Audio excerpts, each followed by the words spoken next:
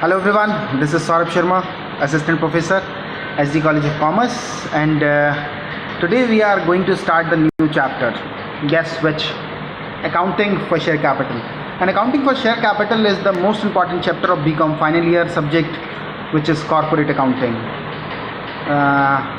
चलिए स्टार्ट करते हैं अकाउंटिंग फॉर शेयर कैपिटल। इससे पहले कि मैं अपना टॉपिक स्टार्ट करूं, मैं आपको बता देता हूं कि इसका आउटकम क्या होगा। इस चैप्टर को पढ़ने के बाद आपको पता लगेगा कि कंपनी की थ्योरेटिकल एस्पेक्ट, कि कंपनी क्या है, कंपनी के फीचर्स क्या हैं, कंपनी को कैसे इशू किया जा सकता है, शेयर्स को कैसे इशू किया जा सकता है, पार पे किया जा सकता है, प्रीमियम पे किया जा सकता है, डिस्काउंट पे किया जा सकता है, या किसी और तरीके से भी किया जा सकता है। तो और इसके बाद की शेयर का फॉरफीचर एंड बहुत सारी चीज़ें हैं, धीरे धीरे डिस्कस करना स्टार्ट करेंगे। तो चलिए स्टार्ट करते हैं सबसे पहले कंपनी की डेफिनेशन से। Let's start. तो सबसे पहले आपके सामने है कंपनी की definition as per 220 of the companies act 2013। तो सबसे पहले एक लेमन लैंग्वेज में बताऊं कि कंपनी क्या होती है। अगर आप किसी सिंपल बिजनेस को कंपनीज एक्ट में रजिस्टर्ड कर देते हैं, सिंपल बिजनेस ऑर्गेनाइजेशन को जब आप किसी कंपनीज एक्ट में रजिस्टर्ड कर देते हैं, तो वो क्या बन जाता है आपके सामने? वो बन जाता है कंपनी। ठीक है, इसकी डेफिनेशन क्या है? Company means A company incorporated under the act 2013 and under the any previous company law. तो ये कंपनी की डेफिनेशन है। लेकिन आपको सिंपल सा क्या याद रखना है कि in a simple business organization when any form of business when any form of business is registered as per the duly procedures of the Companies Act, then it becomes company after getting the certificate of incorporation from the registrar of company. Okay, and अब इसके बारे में बात करते हैं कि कितने type की कंपनीज होती हैं। बहुत सारी आपके सामने टाइप्स दे रखी हैं कंपनी के, जैसे कि company limited by guarantee, company limited by shares, unlimited, private company, public company, government company and foreign company, company with the charitable object and OPC and holding company and statutory company. एक एक इनके बारे में थोड़ा थोड़ा आपको बता देता हूँ कि कंपनीज़ का मतलब क्या होता है।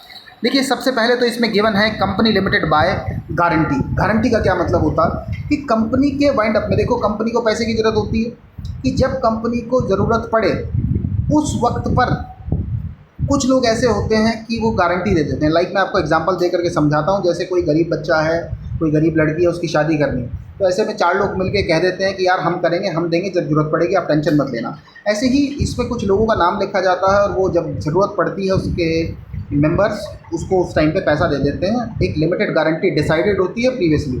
ऐसा ही लिमिटेड बाय शेयर्स है। लिमिटेड बाय शेयर्स में यहाँ कोई पर्टिकुलर ऐसा नहीं है कि बंदे गारंटी देंगे, नहीं, जिन लोगों को हमने शेयर्स प्रोवाइड किए हैं वही हमको टाइम पर उसकी प्रोवाइड करवाएंगे। Okay sir. इसके बाद आता है unlimited company. What is unlimited company?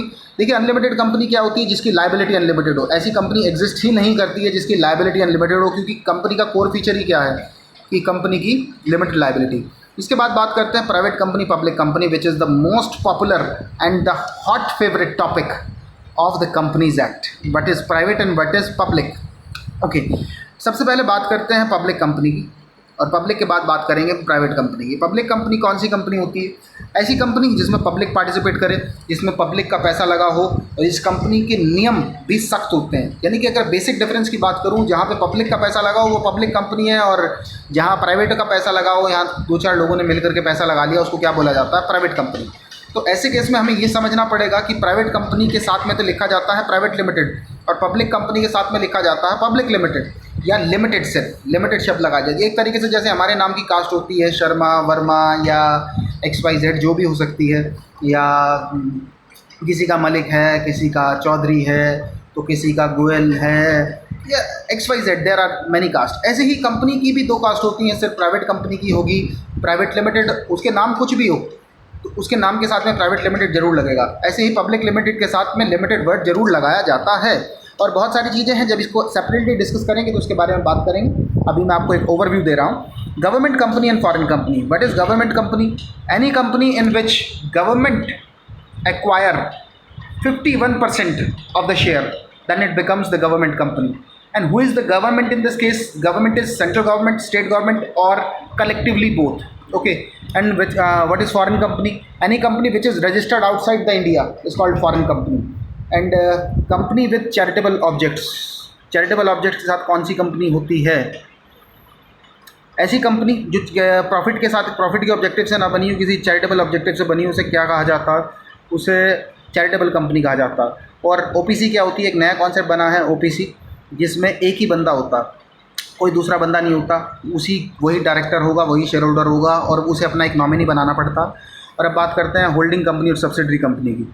Holding company, subsidiary company क्या है जी? देखो, जब कोई एक कंपनी, जैसे रिलायंस है, और रिलायंस के साथ में आप ये समझ लो जियो, अगर रिलायंस ने जियो में 51% शेयर खरीद ली, अगर रिलायंस ने जियो में 51% शेयर खरीद लिए, तो ऐसे केस में रिलायंस क्या बन जाएगी? होल्डिंग, और जियो क्या बन जाएगी? सब्सिडरी। यानी कि तय करते हैं, जब किसी कंपनी के कोई कंपनी दूसरी कंपनी के 51% से ज़्यादा शेयर खरीद ले, तो वो कंपनी क्या बन जाती है? होल्डिंग। दूसरी क्या बन जाती है? सब्सिडरी। ओके, अब स्टैट्यूटरी कंपनी कौन सी होती है? ऐसी कंपनी जो संसद में एक्ट पास करने के बाद बनाई जाती है, उसे क्या कहा जाता है? Statutory company. और इसका ऑब्जेक्टिव प्रॉफिट मोटिव नहीं होता। जैसे ये समझ लीजिए आप कि हमारी सेबी, एसबीआई हो गया, सेबी हो गया, इनका प्रॉफिट ऑब्जेक्टिव से नहीं बनती है, संसद में एक्ट पास करने के बाद बनाई जाती है स्टैट्यूटरी कंपनी। ठीक है सर। अब एक बार फटाफट से रिकैप ले लेते हैं काइंड्स ऑफ कंपनी का। Guaranteed by company limited by guarantee, इसमें कुछ लोग गारंटी देते हैं। लिमिटेड बाय शेयर्स में पर्टिकुलर शेयर होल्डर गारंटी देते हैं। अनलिमिटेड कंपनी एग्जिस्ट ही नहीं करती है, जिसकी लायबिलिटी अनलिमिटेड हो, उसे अनलिमिटेड कंपनी कहा जाता है। प्राइवेट कंपनी ऐसी कंपनी होती है जिसके नाम के साथ में प्राइवेट लिमिटेड लगाया जाता है, जो अपने नंबर ऑफ़ मेंबर को रिस्ट्रिक्ट करती है 200 तक। और क्या बोलते हैं, पब्लिक कंपनी कौन सी है? जिसमें पब्लिक का पैसा लगा होता है, प्राइवेट में प्राइवेट का पैसा लगा होता है, 2-4 लोगों का। और पब्लिक के साथ में पब्लिक लिमिटेड लिखा जाता है। गवर्नमेंट कंपनी वो कंपनी होती है जिस कंपनी में गवर्नमेंट 51% से ज़्यादा शेयर खरीद लेती है। और फॉरेन कंपनी कौन सी होती है?